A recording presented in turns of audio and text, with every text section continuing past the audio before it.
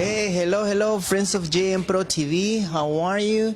So please get connected. We are gonna start our conversation pretty soon. So we have our friend here. Hey, how are you? I'm good. How are you? I'm pretty good. Thank you for coming to this interview. I met Tori yesterday at the event with Chef Michael Tweedy, so it was an excellent event. So, but before I start talking, please introduce yourself. My name is Tori Wolf-Sisson. I'm the co-founder of Black Pearl. It's a learning and leisure organization for Black, Brown, Indigenous, transgender, and queer women living with poverty in the rural South and the rural globe. And we're having like a conversation here, very, very interesting. We're talking about different topics, but we want to hear from you. So the topics that she is working right now, you're working with Campaign for Salary Equality.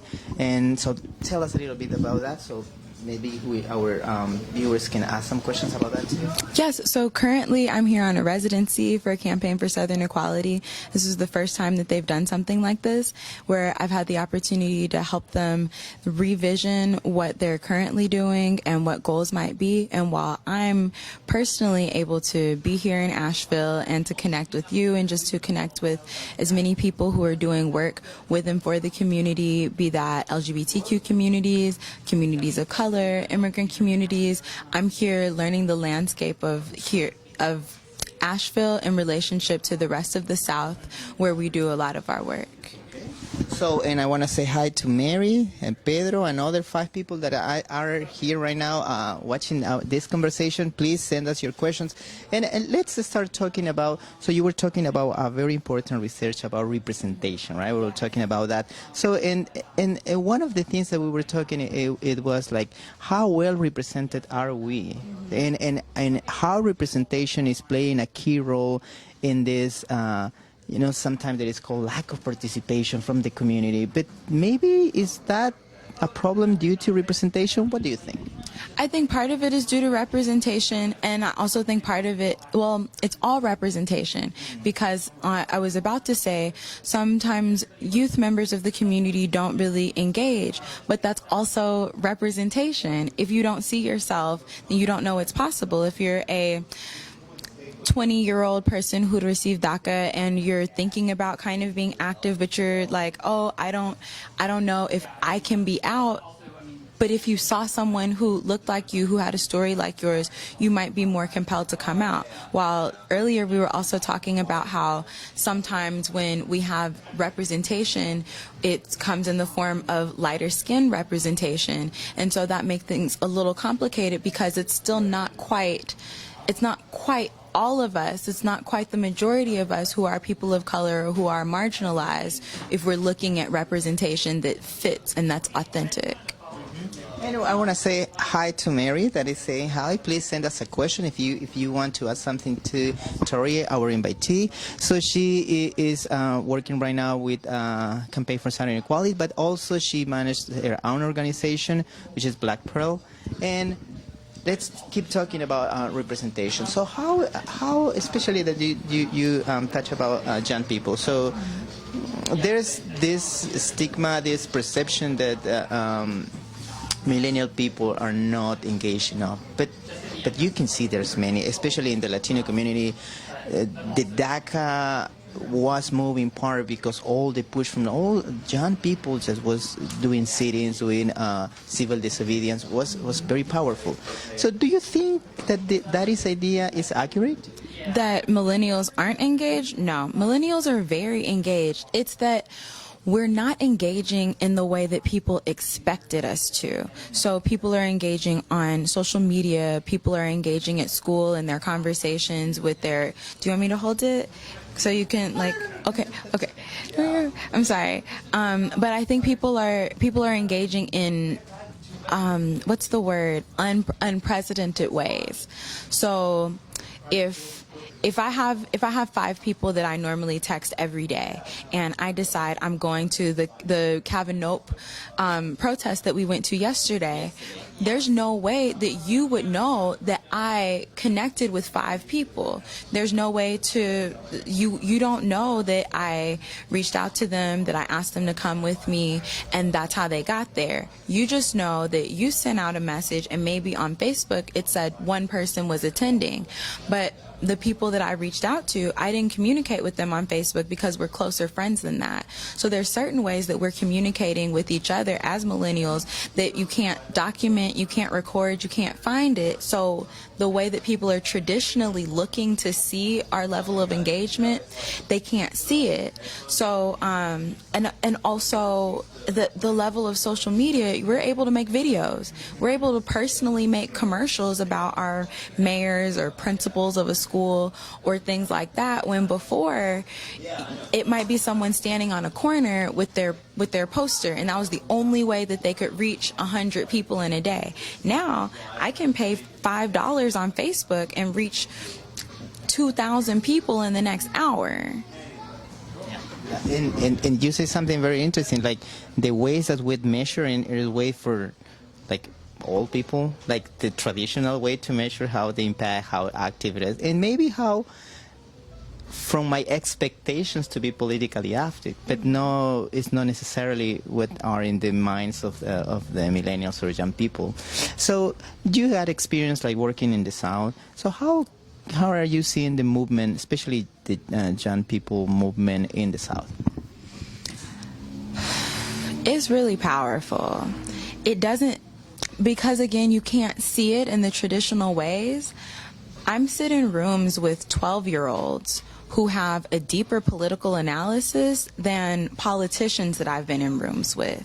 And so it's the youth, the young youth, not like, yes, 18, 19, 20, 30s, but our like 13-year-olds, 15-year-olds, they are plugged in. They know what's going on in CNN. They know what's going on Saturday Night Live. They know the last time ICE came to their neighborhood. They know how many drive-bys that have happened in their neighborhood. They know. And so they're mobilizing like they know their rights. I feel like in the South, it seems like we're in red states. And that's true. But also let me tell you, in 2020, we will have 4,421,416 new voters.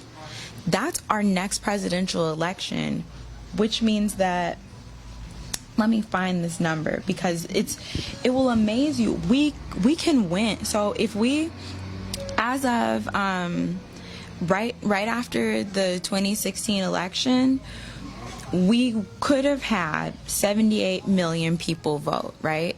That was how many eligible voters there were. There were only 33% of people voted, but we had almost 100 million people who could vote. Now add to that the people that are about to turn 18.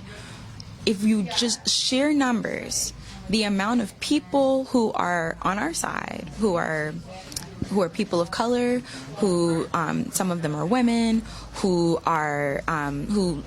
make under $65,000 a year, we have the power if we use it. And I think younger people, because of their access to information, their access to being able to see other things, I was able to see what was happening, terrible things that were happening in Venezuela while I was in Florida protesting at Marco Rubio's office. And so it's so news moves so fast, and the younger you are, the more apt you are to use technology. So the more able you're, to go between Instagram, Facebook, Twitter, Snapchat, all of the things. You've just received so much information. I now know what happened in Africa and Venezuela and Mexico and California and Texas, all in 10 minutes. So our young people are more they're not more passionate than other generations, but it seems like because of their ability, especially in the South, to look for their people and to stand up for people because they understand a level of isolation, they're able to act more quickly, more swiftly, and more strategically. Does that make sense? A lot of sense. And I want to say hi to all the people that is just getting to the conversations, and I want to encourage you to participate. It is 3:28 in the afternoon. Welcome, welcome, welcome. And we are talking with Tori. So Tori is a founder and of the Blackbird organization, and also she is visiting us. I met her yesterday during the manifestation to the Stop the Nominee, and I can't pronounce his name, like Covenant. Kavanaugh, but it's not, he wouldn't respect your name, so really, but, you know. Well, and also we were yesterday talking with Chef Michael Tweedy. So, but right now we're talking different topics. So right now we're talking about like participation, representation, people involved in politics. But we also would like to talk more about like the situation. How is the LGBTQ community's right now in this time being endangered? So yeah, and if you got a question, please, we would like to hear from you. This is the intention, to do a live video, to have your participation, your comments, your questions. So just feel free to drop us a line here, and we just ask her directly. All right. So what is the situation of the LGBT community right now? It's interesting. So if you're white, it's one way, and if you're not, it's different. So I'm coming from Alabama, and in the state of Alabama, you can still legally be fired for being gay. Now, depending on what type of job you have, and depending on how much money you make, how much, insurance is available, jobs are different. But we know that people of color are unemployed more often than white people. We know that people of color are harassed and stopped by police and experience brutality more often than others. We know about medical issues, all of these things that affect people of color differently than they affect white people. And so as things are changing for the LGBTQ community at large, there's specific things that aren't changing for people of color. And if you're an LGBTQ person of color, then it still hasn't changed in some ways. So there are more places that are trying to push for non-discrimination ordinances, and organizations who pushed for non-discrimination ordinances and received them, great. Some places didn't receive them, and they've moved on to trying to include more people by including welcoming or sanctuary. And so by tagging on, inside of an ordinance that was already meant to be inclusive, by specifically and explicitly naming, my mayor will not work with ICE, or my police department will not collude with ICE. Those are asks that are being made that weren't being made before. And so I think for more conservative LGBTQ people, they may see this as a problem. But for LGBTQ people who recognize that if all of us don't win, then none of us win, it's a humbling moment, and it's an opportunity for us to get closer and closer in coalition and in family with people who are also being oppressed. So the LGBTQ community is part of every community. We're part of every race. We're part of disability. We're part of everything. So in this weird political moment where terrible things are happening, it's allowing us to pull to light some things that have always been wrong. And so giving that light is making changes, sometimes incrementally and sometimes very large. So it's complicated. I guess the short way to say it is complicated. But also, it's a time for manifestation, participation. Like yesterday, manifestation to stop the nominee covenant, so was very important. But also, the participation was not big enough. But also, it's also the same problem, representation and everything. And maybe the timing too was the timing that regular people is working. But we, as a community, what should what should we do? Taking into account like all our barriers, like we are working, so we have problems with mobility, coordination sometimes, and different other barriers. How suppose, or in your view, how we should go together, organize to manifestate like that we are not agree with that? I think that the calls, so the calling the number to talk to your representative or your senators, they generally tell you to do that between office hours, but sometimes if you just call, sometimes it'll take you to voicemail. And so making those phone calls are helpful, but when people want to actually physically do things, smiling, looking at people in the eye that look like you. We're in the South, and even though when we're out and about, it feels like we're outnumbered, but we're kind of not.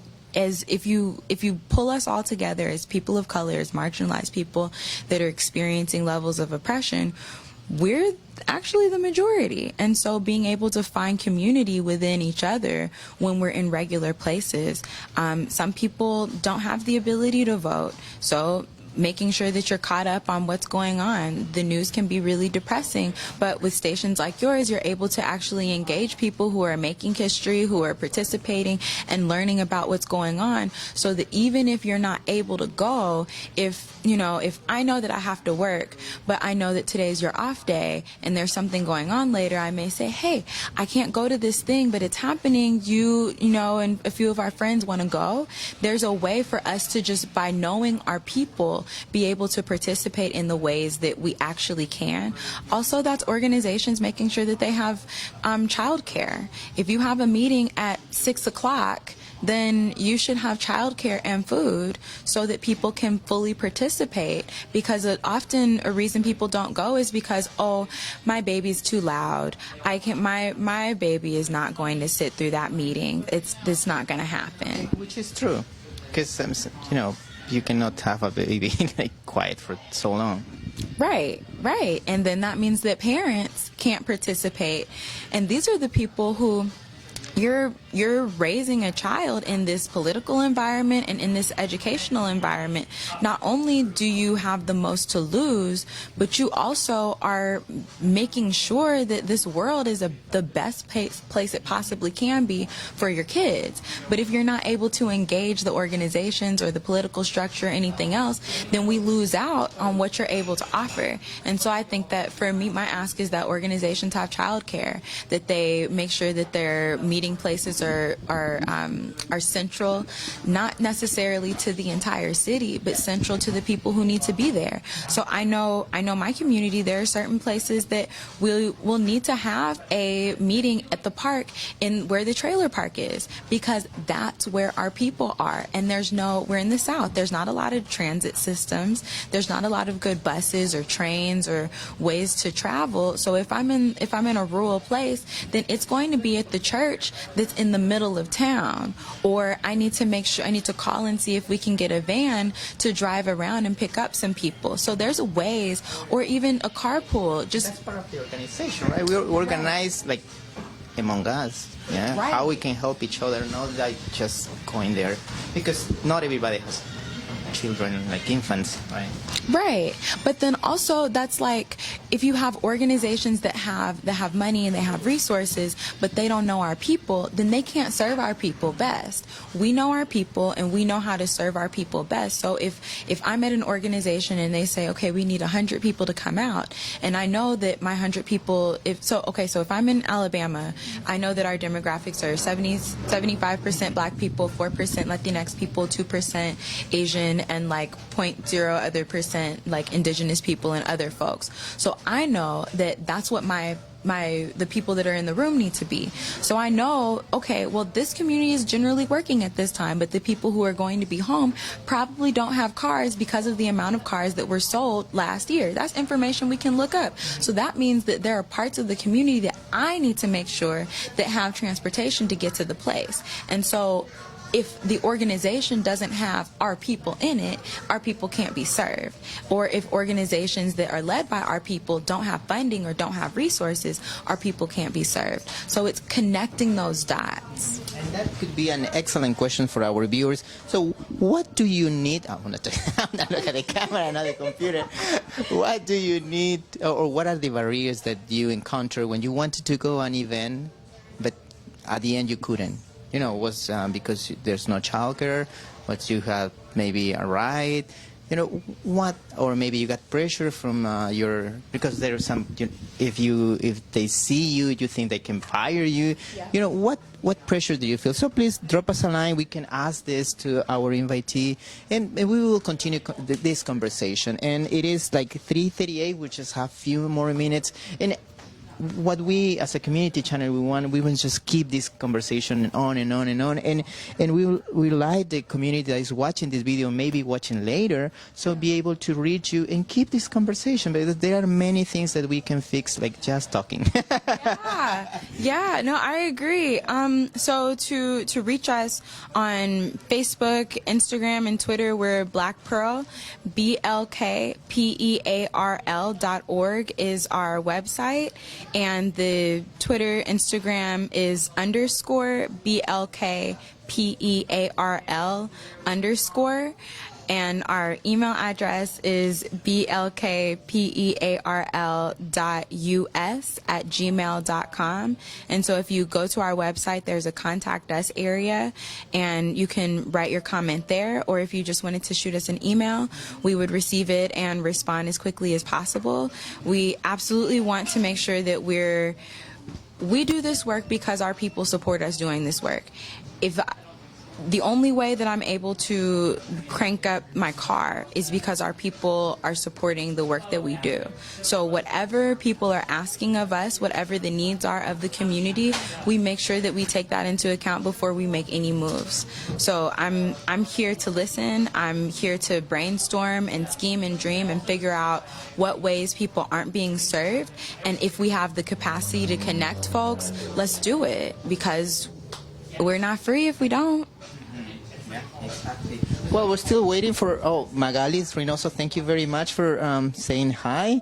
So we want to say hi to Rosita, Rosa, Judith, Romero, Lisa, Galarza, Martin Cruz, Edith, Fajardo, Lucerito, Maciel, and many more. So thank you very much for all you for being here and share this video, watch this video. It's important to talk. I mean, we don't have all the answers, but we are looking for them. We are. Yeah, it's awesome how we can redefine our way to think just after a conversation. And one of the final questions I have for you is, it is important for this movement to keep all our communities like ready to fight, to manifest, to protest, to keep informed. It is the organizer. It is a key piece, like to have organizers and organizations ready to work. So in the South, so how you are seeing the work of different organizations? So do you think that the work that has increased, or some organizations just are moved to the right, or some lesser for the left?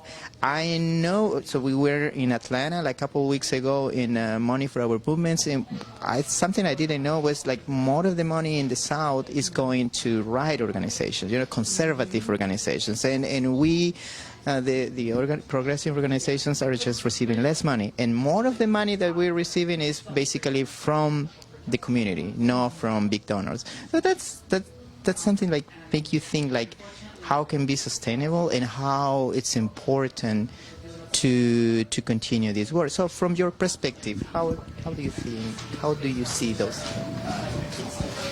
I think that progressive organizations in the South don't do a good enough job of looking for money outside of the South.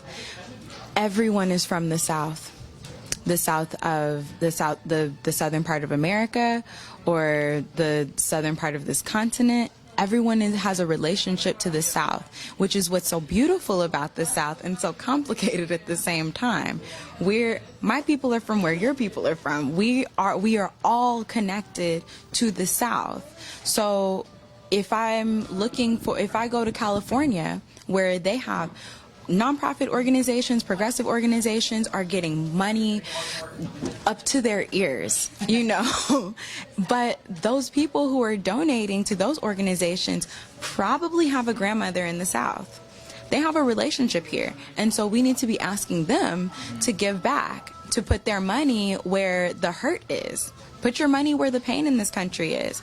There are certain places, New York, Los Angeles, New York, California, East Coast, West Coast places are getting a lot of money for progressive work, because you can't see the work that is being done in the South because it's not necessarily being documented.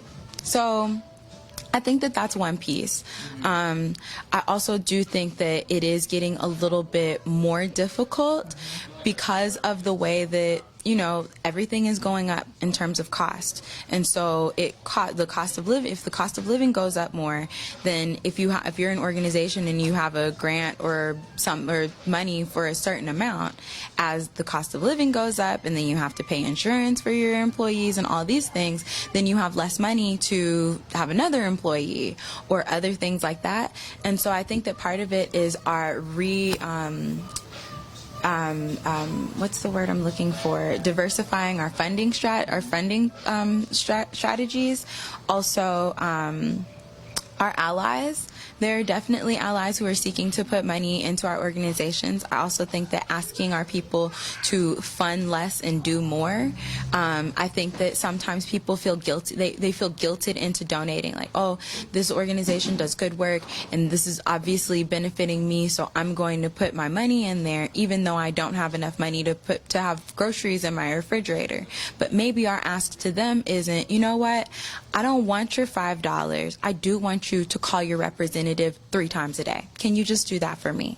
Like just changing our ask to our people to fit what they're able to do, not necessarily having a one-size-fits-all method of help and receiving assistance. Not everything's money. Right, right. If you know how to make T-shirts, if you can make us quilts, if you can. Oh, yes. And that's okay. So granting. So we are creative people, and we're not being as creative as we could be in our how to get our money. So every protest has a statue, has a painting, has a mural, has a soundtrack. There are grants. There's so much money out here for artists, for art, for tradition. Who's to say that this isn't our tradition? The South has a strong tradition of fighting back. I live in Birmingham, Alabama. I went to Tuskegee University. We exist because we fought back. My university, the reason I'm so proud is because on the walk from my room to the cafeteria every day, I walk the same steps that our ROTC walked when they they fired shots at the Ku Klux Klan when they tried to come on our campus. So we have a strong history of fighting back and resilience. And so all of our protests are forms of art. They're forms of tradition, and they need to be preserved. How many grants are there for preserving tradition, art? So many. So we need to think about ways that we're funding our work when we're looking at getting $1,000, $100. No, there's millions of dollars available for us to do what we're doing. We don't have to be poor to be activists. We don't have to be poor to make a difference. We could have food. We could have gas in the car. We could have cars. We're trying to get people to register to vote, but how do they get to the polls? If there's no transportation system and people don't have enough money to put gas in their cars because they're not making enough, then our responsibility is to figure that out. And there's a way to do it. That's a very good point. Like, everybody can manifest. So if you can go to a protest, if you can, maybe you can, draw something, put something, say your position, right? Yeah, like the people needs to know what is your position, because this is time to take positions. It's not like say, I don't know, it's not my, no, because everybody is gonna be affected, especially people of color like we are. So, well, thank you very much. It's 3:47 now. We need to close this program. So, hey, Braulio, Impacto, Joel, Andy, everybody. So, please send your questions to her, or we're going to put the information in the video. So keep the conversation. We need to talk. And thank you very much, Tori, to give us this time. I know you got a pretty busy day today.